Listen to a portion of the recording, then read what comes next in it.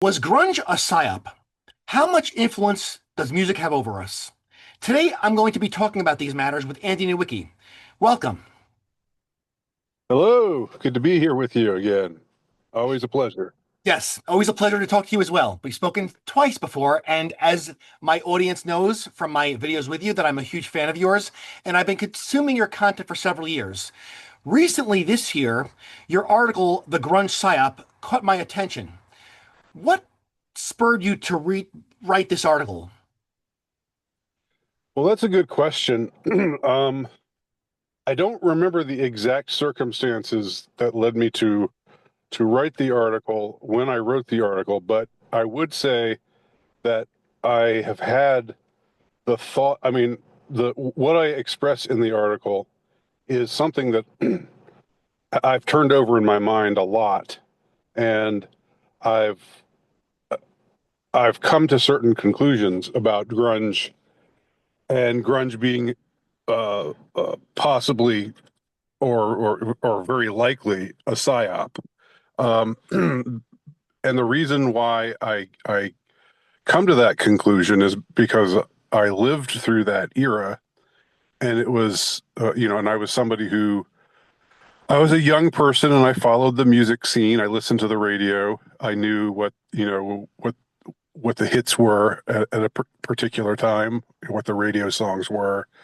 And if you were alive in the mid to late 80s, you were aware that whether you liked it or not, whether you were a fan of it or not, metal was huge, and particularly what now gets derisively called hair metal. Bands like Rat and Poison and Motley Crue, um, and others of that ilk, were were enormous, were um, extremely well liked by a particular demographic, and that demographic is mostly young white men. I mean, there were probably Hispanic men and maybe probably some young black men who also like them, but primarily, by and large, just like they say in Spinal Tap, which I'm sure you've seen. The question, you played primarily to young boys. Do you think your music is sexist in any way? And like that's the question that they ask, and uh, and it's true. Like the audience for heavy metal was predominantly white, predominantly male. Teenage boys, right? And so through the '80s, that was the ideal that was held up for at least a large percentage of young white boys. I was not one of them. I was never into heavy metal. I was very tribalistic as a kid, as a music fan. I was a new wave kind of guy, so I hated heavy metal. But and since then, I've mellowed more on. I'm open to liking different styles of music. It's not so tribal anymore as it was when I was 15, 16, 17, 18 years of age. But at the time, you could spot a metalhead. They had particular well, I mean, it was the band T-shirts and the hairdos and the what were they called? Moon boots. That's what I learned later. The sort of high top shoes and just sort of cultivating this badass kind of look.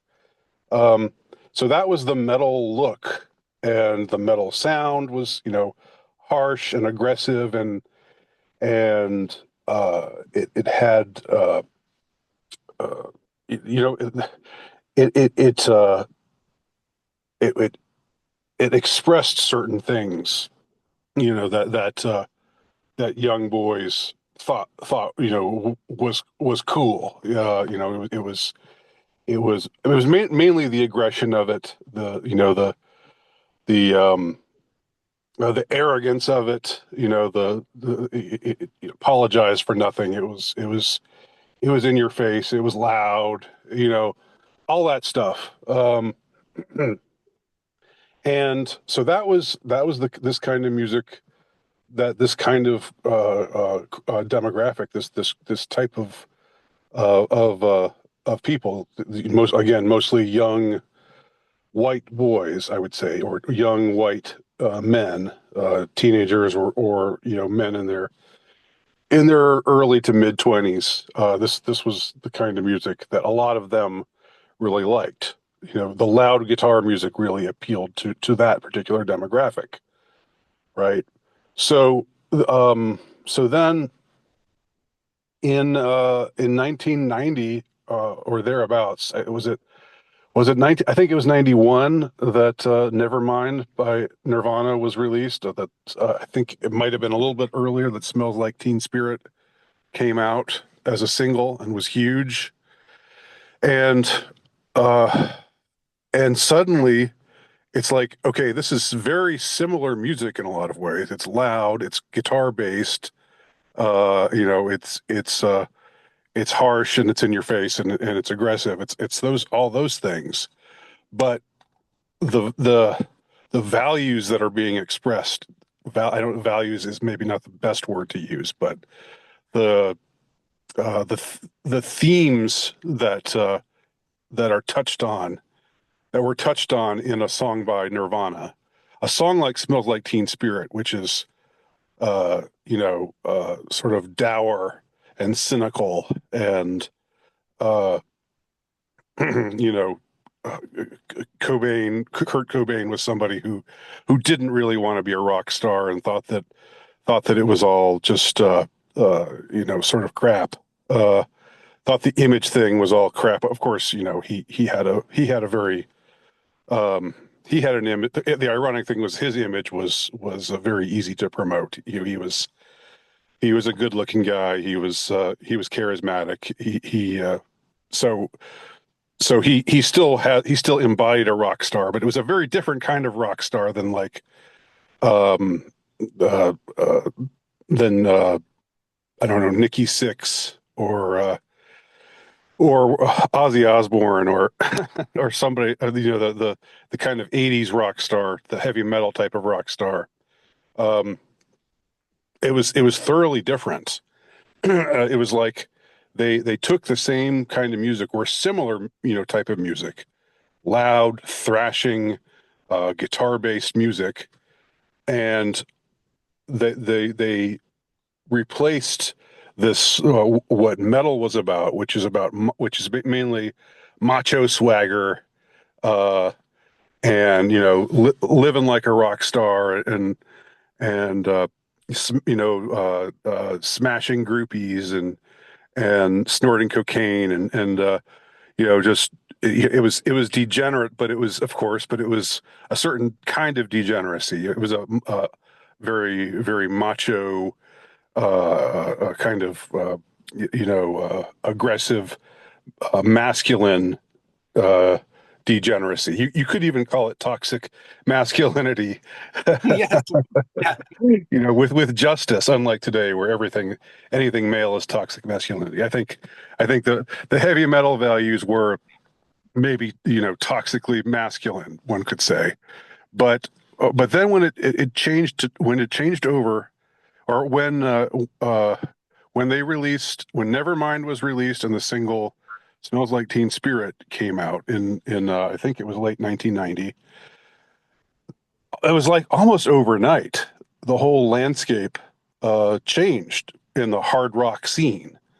The hair metal was just almost, again, when I say overnight, I mean it was almost literally overnight. I don't know I can't pinpoint the night that it happened, if it was overnight, but suddenly there was really just no room anymore for like this this whole scene that had existed, that had showed no signs of stopping. I mean, I don't think there was a decline in record sales, or that the kids were turning away from these bands or from this type of music. Um, it was just like all of a sudden these same kids got redirected into this parallel genre, that had enough in common with metal, i.e. the loudness of the music and the I don't know, the aggression of it, uh, um, where they could jump on it and say yeah and start liking this other kind of music. But the fashion is totally different. Of course, there's no more tight jeans and leather and uh, teased hair and makeup and like Motley Crue wore the eyeshadow kind of look and like all that kind of over the top flamboyant kind of you know just embodiment of the arrogant Byronic rock star. That wasn't the thing anymore. Now it was you know just ripped jeans and flannel and sort of being depressed and feeling like everything was stupid and like and like the whole rock being very cynical about the whole rock scene and being you know anti-macho and anti uh against all of the stuff that was heavily promoted by metal. um and so suddenly people were listening to bands like Nirvana and Pearl Jam and the whole Seattle scene. I know some of them got to be big sooner than others. Some were bigger than others, and uh, but it was really striking. It is really striking how it all just changed overnight, and it seems to me now to bear all the signs of being a psyop in the sense that it was, I think, done artificially. It was achieved not because the record producers were saying, oh, this the kids aren't buying heavy metal music anymore. They're not into this. We got to find something new for them. Oh, here's this grunge thing. Let's try that. Maybe that'll work. It wasn't like that. There were bands that were heavy metal that were still huge right up to the time when Nirvana made the scene. When Nevermind was released by Geffen, people say, oh well, you know, uh, Seattle was the Seattle scene was just a marginalized scene, and they didn't really have the attention of the music industry until it was just sort of a fluke. But Nirvana signed with Geffen. You know, Geffen is that's like um, that's like me, who is a fairly a humble author, who uh, has a niche following. That would be like me suddenly signing with Simon and Schuster. Uh, it would be like, whoa, what happened? How how did that happen? That wouldn't happen unless there was some kind of intervention somewhere taking place. And so, I guess your question was what made me write the article, or what was going on what in particular was happening, or what was the moment that got me to write the article. I guess it was just I'd been musing about that whole. I mean, I've in recent years I've been more and more interested in how the ways in which culture is astroturfed. Because some things are legit. Some things come from uh not to sound corny, but from the people, from below, from the grassroots. Some things spring up because people want them, and they satisfy a need, and they catch on in that way. But a whole lot of things, um I believe, come into being and become popular, uh because they're being pushed and they're being heavily promoted. And when you start hearing a song everywhere, and an MTV is playing it nonstop, um, then and it's a good song. I mean, it's not. I'm not putting it. I'm not even putting it down. I actually like most of Nirvana's music, but it's like that the idea that they that suddenly these three boys from Seattle are the new hugest hard rock band in the world, um, and they're the antithesis of heavy metal as far as I can't think of a better word than values, but as far as aesthetic, as far as values, just being whereas heavy metal was sincere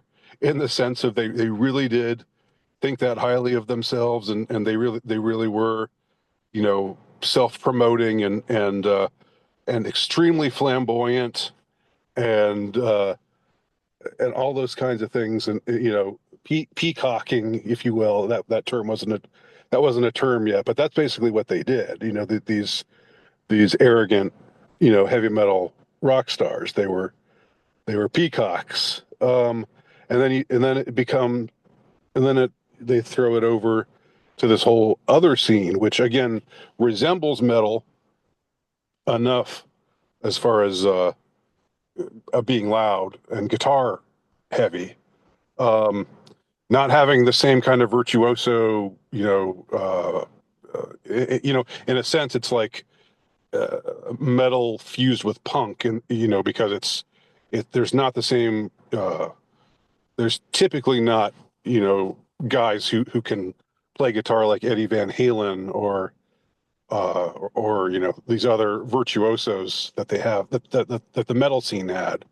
But other than that, it was it had it had a similar kind of sound, but it could not be more different in so many ways. And so then, if the if this did happen, and to me, again, I'm not an insider, and this is what this article of mine ended up getting a lot of it got a lot of traction.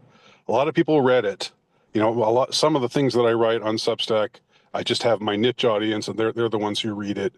But this one broke containment, and it might be my most read article on Substack that I have on Substack. It's one of the top three or four in any case.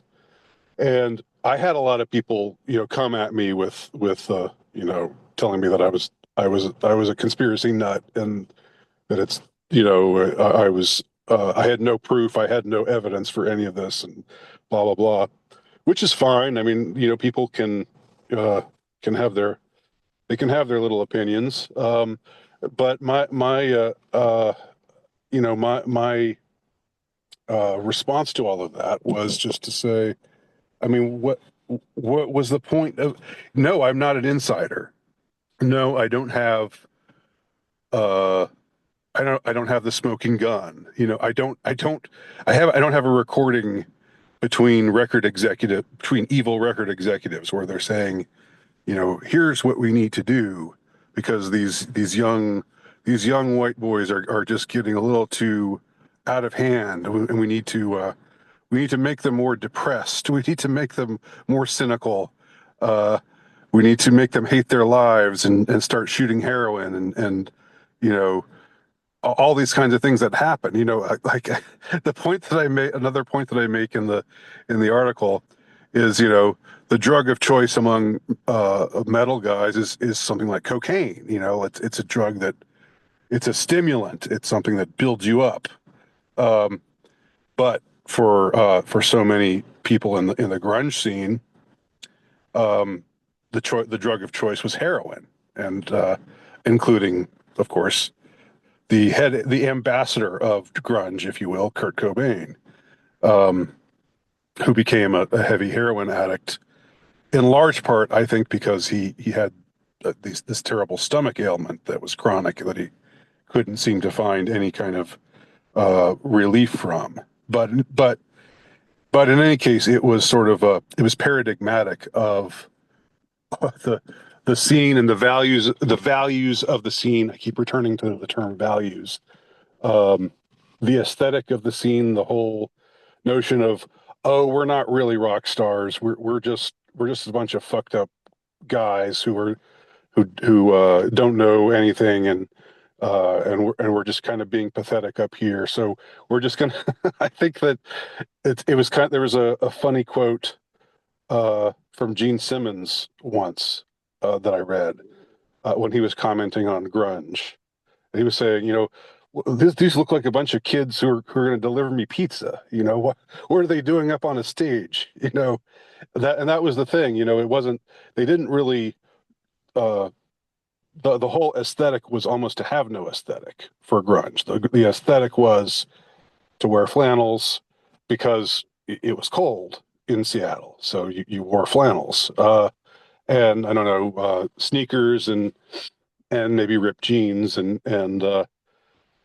you just played your music and sang about I don't know, a bunch of depressing subjects, about suicide, about how uh, you know about how uh, but I mean, it's the sort of themes when you look at an album like Nevermind. And again, I like the music. I like the album. I'm a fan of the album. Uh, but I mean, it's like it's not it's quite antithetical to what you would find in a Twisted Sister album or a Motley Crue album or a Rat album it's not about it's about very different kinds of things thematically because it's a different kind of music and it's has a whole different vibe to it, even though there, again, like I said, there are similarities to the music. So I don't know if that I went on for a while there, but I don't know if that answered your question.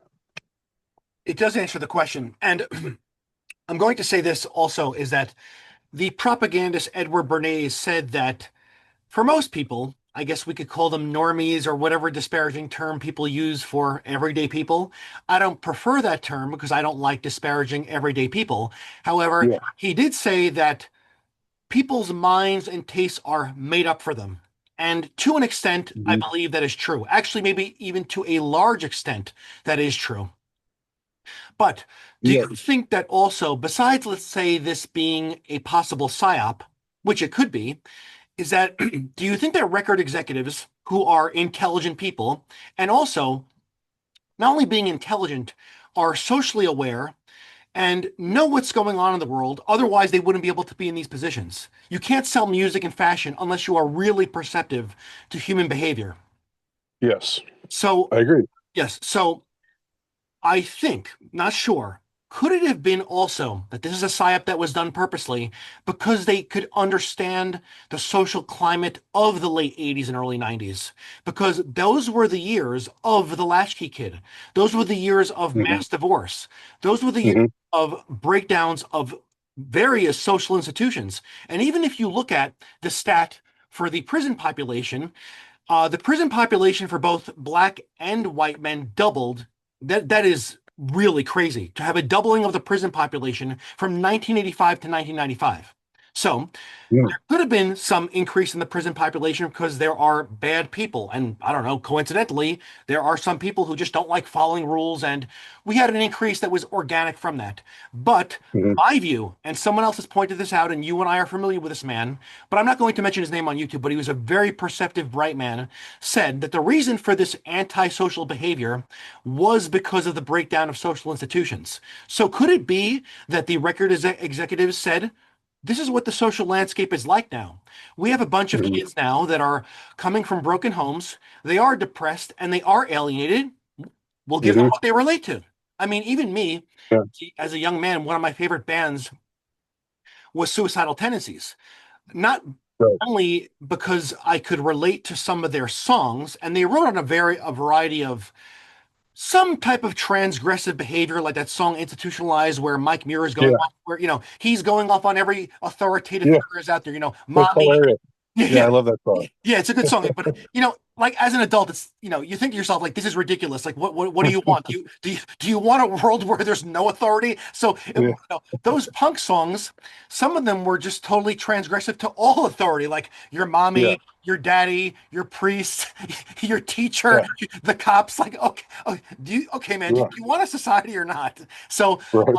and that's very appealing to a young guy because young men Sure. are naturally rebellious. Some Yeah. women are also naturally rebellious. That's part of just growing up, actually, which I've discussed with Dr. Baskerville, who usually has accompanied me on many of my videos here. So, do you think it was that also? To rewind with your question that I Mhm. gave you just before this commentary, Yeah. did they also have the perception of what was going on at the time? Because I mean, I love suicidal sounds. I mean, Rocky George was an amazing guitarist, but some of those lyrics hit home with me because I was a latchkey kid. I was from a broken home. I went to a very fragmented, overpopulated 4,000 plus high school. So why wouldn't those lyrics hit home with me? That was a point that I think a couple of my respondents made was that they said, well, heavy metal was made uh, for boomers, and grunge was when the music consumer shifted over to Gen X. Um, and maybe there's a point there. I think there were a lot. I think I don't. I mean, there were a lot of kids my age. I'm of course Gen X. I'm very in the very middle of the Gen X demographic, and there were kids in my grade and in the grades just above me or below me who were at my high school who were very into heavy metal, and so we were Gen X. So it's not as though a metal didn't appeal to Gen X, but you know record executives and whoever else, whatever other, social engineers, if you want to get conspiratorial about this, and usually I do want to get at least a little conspiratorial.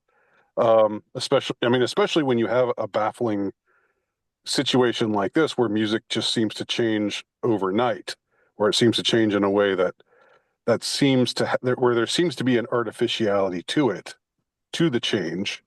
Um, then yeah, it's like it's sort of well, maybe they were some of them were smart enough or perceptive enough to understand that a shift was coming, and how do we anticipate that shift, and how do we control it?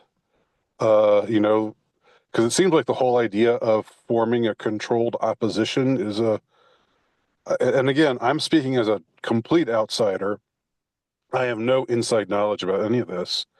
But my impression is that if you were somebody who wanted to manage the population, you would ask yourself, you would always be aware of the way people are acting, what people are like. If you're in the middle of a particular movement, uh, let's say it's the midst just to make it something a little more closer to now. Let's say we're in the middle of 2020, and it's the lockdowns in full swing, and the George Floyd riots are happening, and everything seems to be going in the direction of extreme wokeness, uh and uh, uh and then but if you are an astute watcher of trends, you'll know that there's a hell of a lot of the population that hate all of this, that hate all of these trends. And you don't, if you're astute, and you want to control these people and you don't want them to get out of hand, you will maybe take steps to contain them by creating a controlled opposition, right? And I'm sure that's what happened. I'm sure that a lot of the anti woke counter movement that came out of that crazy time period I'm sure that some of it was controlled, and what you're suggesting seems to be in line with that, even though it's maybe a little bit more subtle. Uh, but I mean, like in the when the '80s ended and the '90s started, I personally, I graduated high school in '89. Uh, Not to make myself the quote unquote main character here, but I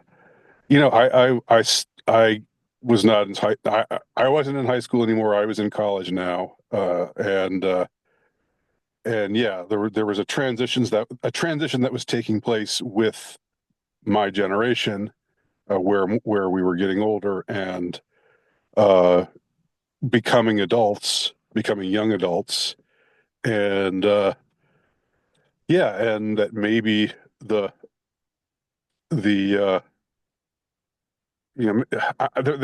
I'm thinking it's possible there was a myriad of reasons why they decided to promote grunge. And another thing, just to clear this up also, like some of the I got a lot of uh responses to that article, um and some of them were positive, but a lot of them were saying, yeah, you don't know what you're talking about, man. And one of the points that one of them made was that the grunge scene, the Seattle scene, had been around for years before it broke, before it became uh trendy, before it became like um popular enough that Nirvana and Pearl Jam and Soundgarden were like selling out stadiums. Like in the '80s, they were just packing into bars and into little venues in the Pacific Northwest, and just playing the same kind of music to a much smaller group of people. So I'm not saying that grunge just started up. Uh, well, uh, I'm not saying grunge was entirely a like cooked up in a bathtub or something in 1990 when Nirvana came out. I know that it was around before that, but the issue is, why did it become the new big thing? You know, because there were a lot there were always things in history that are completely unpredictable. There's some things that you could see it happen a mile away. You know it's coming. And there's other things that it's you would never have thought would happen. Um, One, like the fall of communism, like in 1986, 1987. I don't think anybody in America. I mean, I think few people in America or in the West were thinking, oh well, in 3 years, 3 or 4 years, there's not going to be communism anymore, and the Cold War is going to be completely over. Um, and yet that happened, to all of our shock.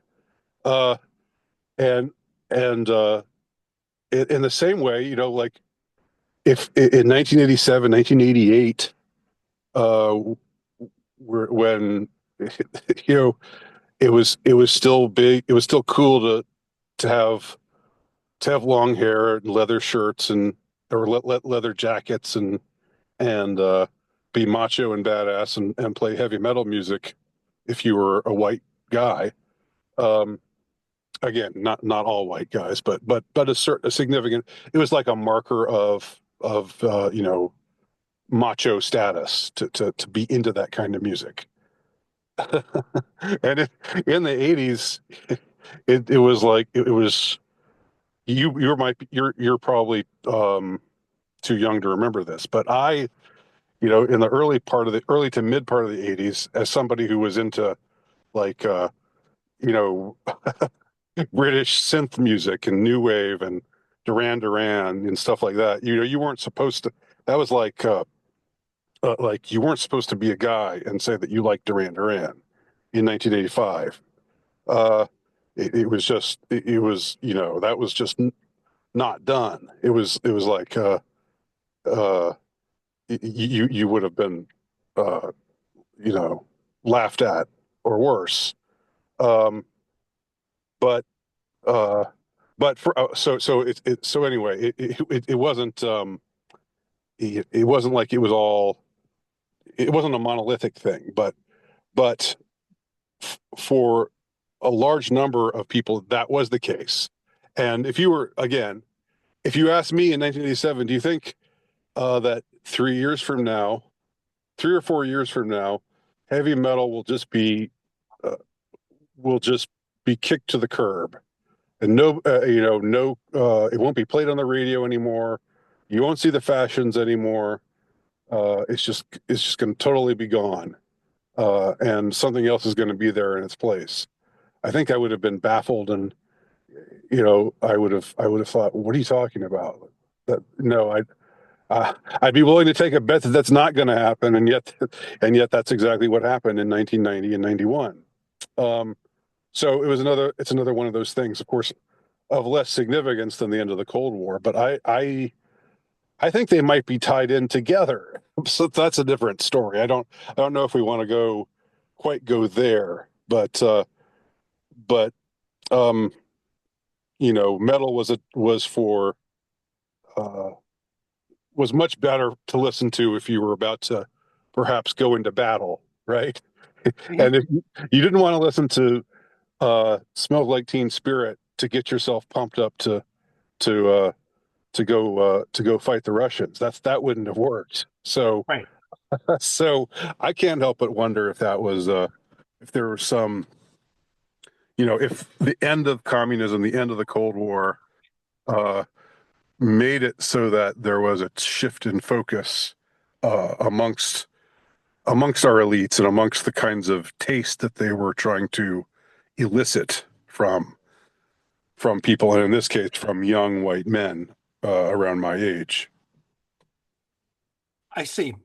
I appreciate those points, but there could be a counter to this because at the same time, and I vividly remember this because every one of my teenage years, because of my age, every teenage years, every teenage year was in the Hmm. 90s. And also when I discovered MTV in the early 90s and I think it was the Jukebox channel, I was watching those channels frequently at those young ages. Hmm. The early 90s was also when gangster rap came along at the same time that grunge came along, and Yeah, also that's at true. the same time that death metal came along. And I do Mhm. believe that if you wanted to go into battle, or Yeah, you maybe listen to death metal or gangster rap, because that's true. even though I'm not a fan of gangster rap, I've listened to some of it, and some of it is I could see the appeal of it, and some of the tunes that they use are appealing. And even Right. me myself, I mean, I'm a physical person. I'm always in the gym.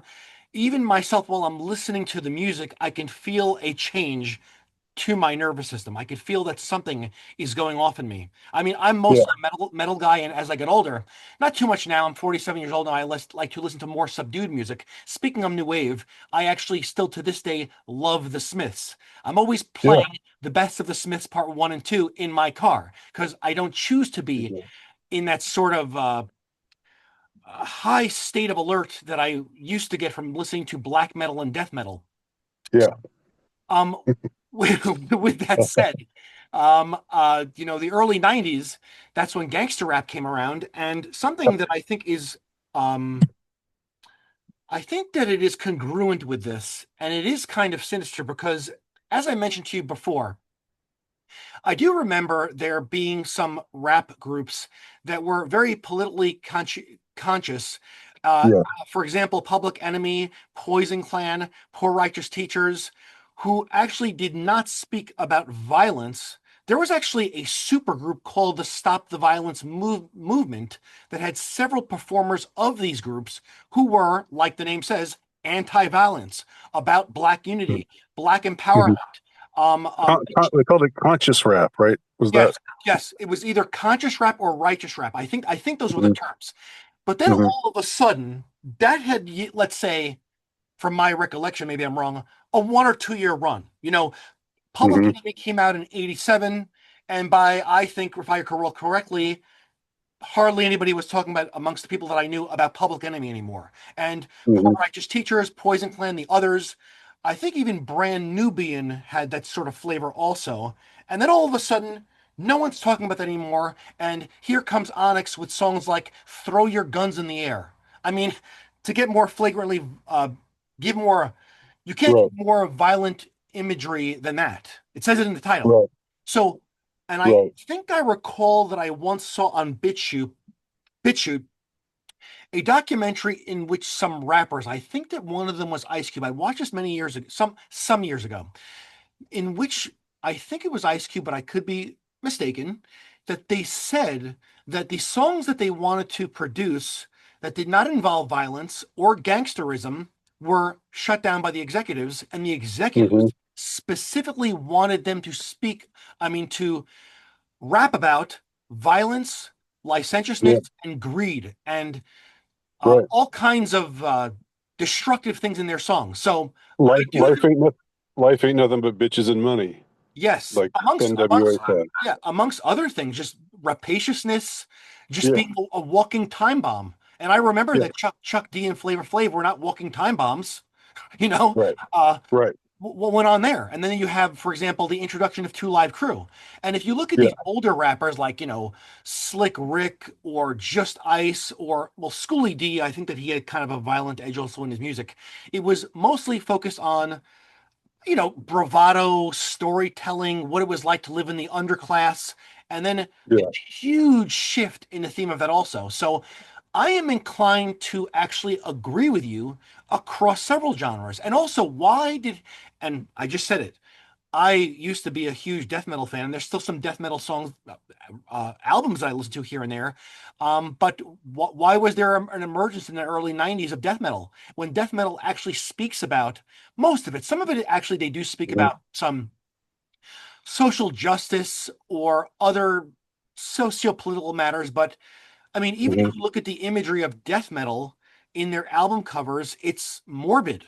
It's not. It's not. Yes, It's not Motley Crue where where there's imagery of women and partying and yeah, fun. yeah. No, I think that's no, what's that's going on. true. Yeah. Go ahead. That's true. Well, I can't say as much about death metal. It seems like that was maybe more niche kind of genre. I don't, they didn't play death metal on the radio. It didn't go top 40 or anything, did it? No, it didn't. But I do remember that But death metal it was was played still on. influential. What was that?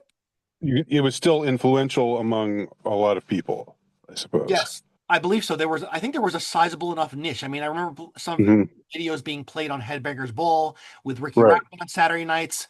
The Jukebox channel would routinely have Napalm Death videos going. So, Hmm. Right. yeah, Morbid So these are Angel, bands like, or Slayer, Slayer maybe, was are part of that. no, Slayer was not death metal. Slayer has been put, I think, in various categories: speed metal, thrash, Okay. definitely thrash. With the Um, other, I think it was called the Big Four: Megadeth, Anthrax, Slayer, and Metallica. I think that was the Big Four, right. unless I'm mistaken. Okay. But Right. um, yes, that's my point. I'm agreeing with you. I think that Yeah. this has happened amongst genres generally because I believe, as I said before, record executives are perceptive people, and they knew these social conditions, and they knew what would hit home amongst alienated people. Yeah. And it's sort of like, uh, uh, what's the term for it? Going for the the lowest common denominator, go like not trying to elevate the mind to other things, but like that's not gonna, people aren't gonna get into that. But let's try to appeal to them on the most guttural kind of level. Yes. Um, there's a term for it that I can't think of right now. It's a term that David Icke likes to use that I can't, but I can't think of it right now. But it's it mean where you make an appeal that is it's like an appeal to the dark side. I'll just put it that way. It's like an appeal to the loins, or to the to the drive for violence. And it's something that's like the dark, like Yoda says about the dark side. It's easier, more seductive, right? And so that's going to reach more people. Like that's going, and so it's interesting. I would point out that it's interesting that, while you've got heavy metal in decline and replaced by rap, which promotes this sort of like cynical, if anything, self-hatred. Uh, and I'm like all like most of most of Cobain's lyrics are, about people who are kind of kind of stupid and dumb, and here we are now, entertain us. And that this whole cynical take on music and on the whole scene and everything like that, and which he could relate to, and he hated himself for being able to relate to it. That uh, whereas so with grunge, it seems like the violence was directed inward. It was self-flagellating, self-hating. And with gangster rap, it was outward. And so I can't help but ask what's going on when the music genre that's made to appeal to young black men is saying, be violent to other people, and the music genre that appeals to young white men is saying, hate yourselves. Like there's got to be something there to that. Now that doesn't mean that I'm not saying that the elites are pro-black, and or that they want black men to to rule the nation and white men to cower necessarily, because the effect of gangster rap is mostly, or the effect of that whole culture. I won't just blame it on the music, but the whole culture, it's mostly black on black, right? Yeah. Most of the violence of the ghetto, if you will, if I can use that word, um, for lack of a better term, most of it is black men dying at the hands of other black men. Like the gang violence, the Crips and the Bloods, the West Coast versus the East Coast. You know, uh, Biggie and Tupac. These are black guys getting killed by other black guys. So it's sort of sowing and fomenting violence and chaos amongst the black community, um, while at the same time, what it's doing to young white men who otherwise would be maybe cultivate, or maybe growing more mature, maybe maybe growing more, growing to have the kind of values that would make them uh, proper husbands and fathers in a healthy society. Is instead sort of suggesting that they feel sorry for themselves, and that they think the world sucks, and that they should, shoot heroin and die of an overdose. I mean, I know I'm oversimplifying here, but these are the kind of values that you know that come out of these scenes. Um, and why, I just asked the question, why at this time is that happening? And maybe it's just all accidental. Maybe it was just the whims of the culture or the whims of the market. But I doubt that. I strongly suspect there was some social engineering, cultural conditioning taking place. So that's my take on it. Well, I think it's a reasonable take. And also, I think that maybe perhaps the adjective that you wanted to use before for the mindset that you mentioned, that Yeah. possibly David Icke mentioned, were you looking for the word reptilian? No, no, I see why you'd say that, but I remember now it's low vibrational energy. Low vibrational, like the when he talks about things that have an appeal, but they do appeal to the reptilian mind Yeah. more than the mammalian, the more cold-blooded kinds of stuff that it's more gut level than it is of the heart or of the mind.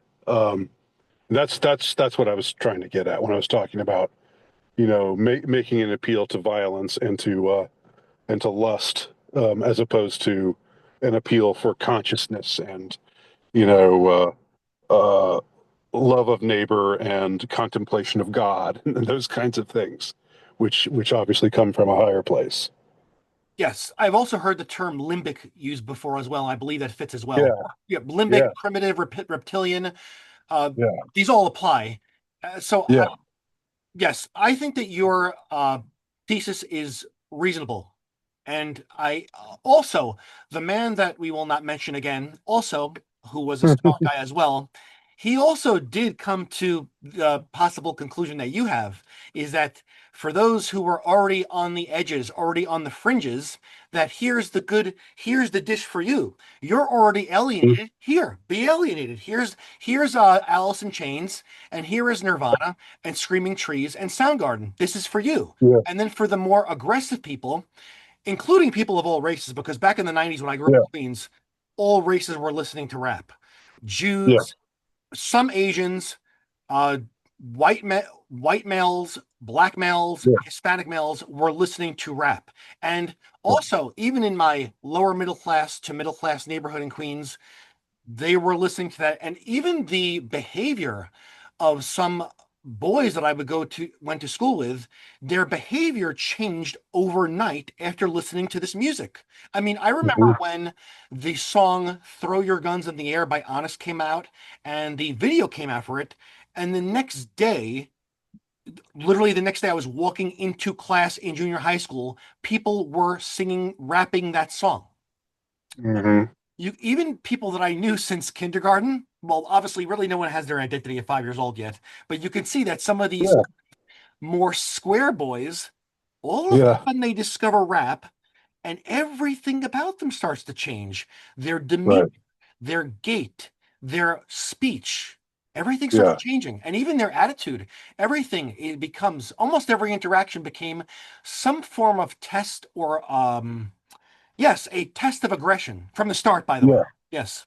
yeah, yeah, and that makes sense. And I want to make it clear that I'm not like a blame the music kind of guy. I'm a free speech, free expression kind of person. So I'm not like you know,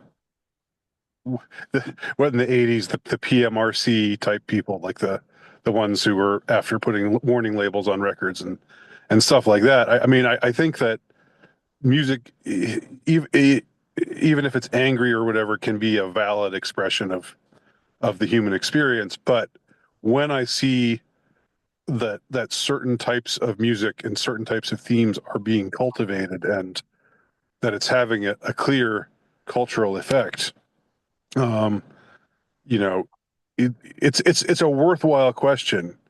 It's the age old question of does art uh, does life influence art, or does art influence life? And obviously, it's a little bit of both. But are there not times when the art that we see and the fashion that we see and the aesthetics that we see and that which surrounds us is meant to make us um, behave a certain way and think a certain way and feel a certain way? Just like in the Soviet Union, when they started housing people in these gigantic brutalist apartment complexes uh, that were you know I mean the style of architecture is called brutalism. I mean, need we say more? I mean, that was obviously supposed to have an effect on the citizen and cause him to feel a certain way. There was a social engineering aspect to that. you know maybe it was also economical, uh but but I there was but I'm guessing. I'm not. I mean, I'm more than guessing. I'm sure that there was an ideological reason behind it as well. And so when it's a little bit more difficult to perceive in a uh, in a nation that's quote unquote free, where unlike in the Soviet Union, the state doesn't run everything. Um, but maybe the power there's still a power of social engineer. I don't think our leaders would just relinquish. the power of social engineering. I don't think they would just put that aside and say, "Oh, well, let's just let people be people," because I just don't think. I think I think those who are in power are concerned about, um, uh, you know, are concerned about keeping the people in line. To put it one way, are concerned about making sure that people, adopt certain kind of values or look at life in a certain way that will be best that the ruling class or the whoever they are, the ones in charge, think is best for us to see the world. And so when you start, I think I referred to it in the article as like a seeding, SEEDing, seeding, like you would plant a tree or something, or plant something in people's minds. And I think that a little bit later, um, Cass Sunstein, who was Obama's mentor, talked about this whole idea of nudging, like the nudge, where you come out with these.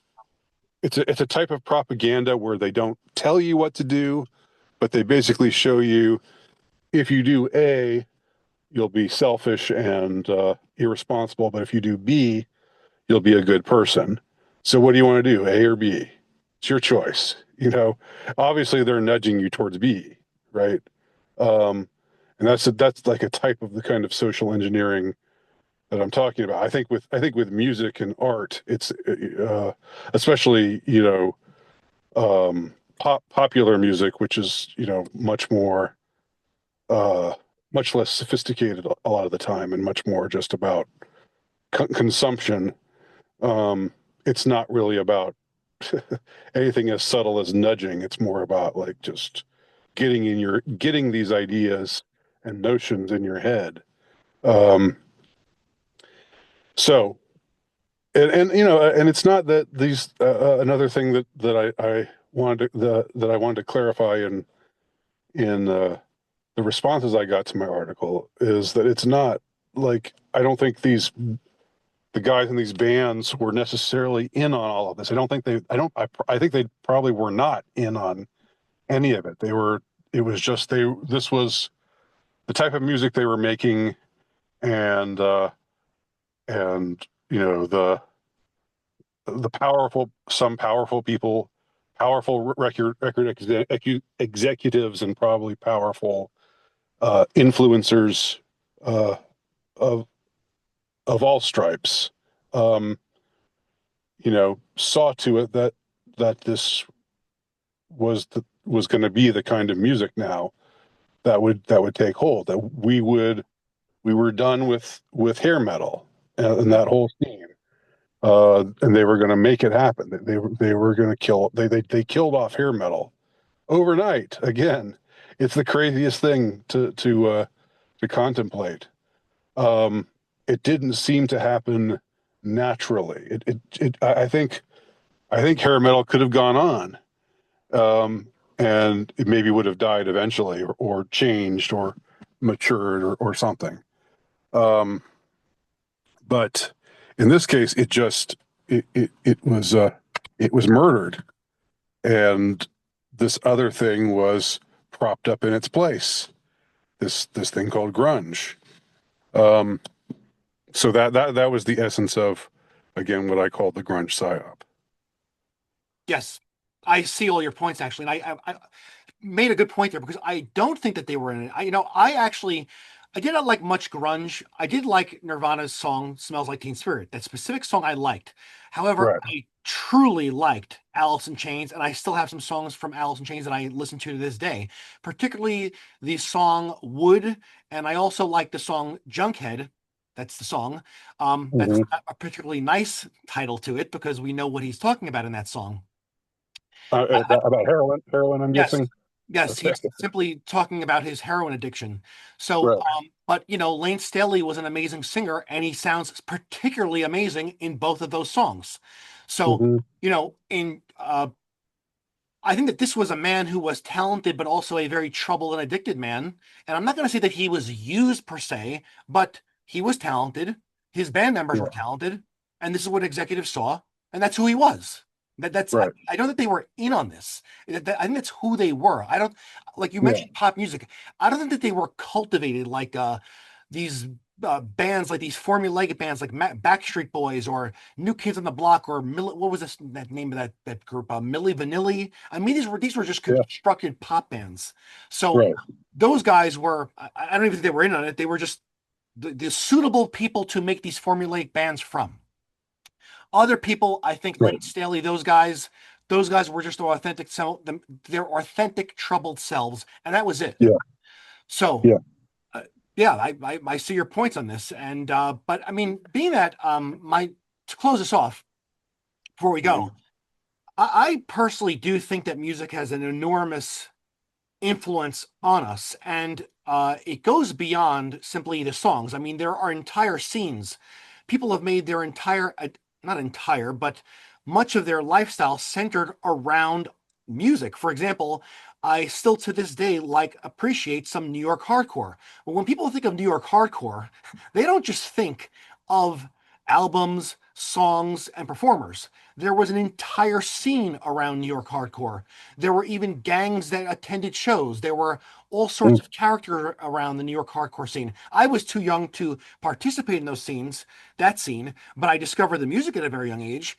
And do you think that as I mean, men and women, but this is no pun intended. This is called a male space here.